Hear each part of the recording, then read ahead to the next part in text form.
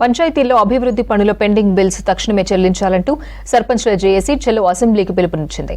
ఈ నెల 9న అసెంబ్లీని ముట్టడిస్తామని హెచ్చరించారు సర్పంచ్ల జేఏసీ నేతలు. అసెంబ్లీ సెషన్స్ లో ఎమ్మెల్యేలందరూ పంచాయతీ పెండింగ్ బిల్లులపై చర్చించాలని డిమాండ్ చేశారు.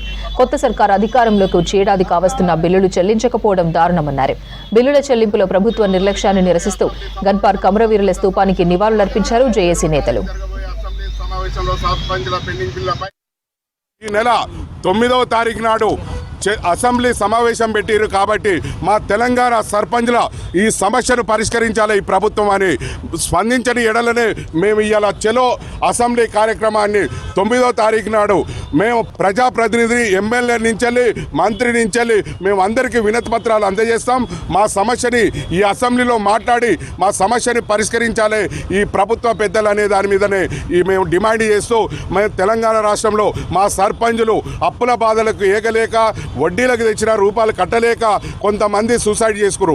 ఈ 9వ తారీఖు కూడా గ్రామాలలో అభివృద్ధి పనులు చేసిన సర్పంచులంతా ఈ అసెంబ్లీ దగ్గరకు వచ్చేసి ఈ ప్రజాప్రతినిధులు కలిసి మా సమస్యను పరిష్కరించాలి. ఆ గ్రామాలను ఆదర్శంగా తీర్చిదిద్దనే దేశానికి ఒక పట్టుకొమ్మల్లాగా ఉన్న గ్రామ పంచాయతీలు ఇవాళ మరుగున పడిపోయినాయి. అదేవిధంగా గ్రామ పంచాయతీలు పారిశుభ్ర కార్మికులకు కూడా వేతనాలు అందలేని పరిస్థితిలో ఉన్నది. కాబట్టి గ్రామ పంచాయతీల మీద గ్రామ పరిపాలన మీద ఈ ప్రభుత్వం దృష్టి పెట్టాలి. 9వ తారీఖు నాడు మేము అందరం కూడా జాయింట్ యాక్షన్ కమిటీ సర్పంచుల సంఘం రాష్ట్రం నుంచి తెలంగాణ రాష్ట్రం నుంచి చెలో అసెంబ్లీ కార్యక్రమాన్ని పెట్టాము. దానికి రాష్ట్రంలో సర్పంచులందరూ కూడా మరి వస్తున్నారు.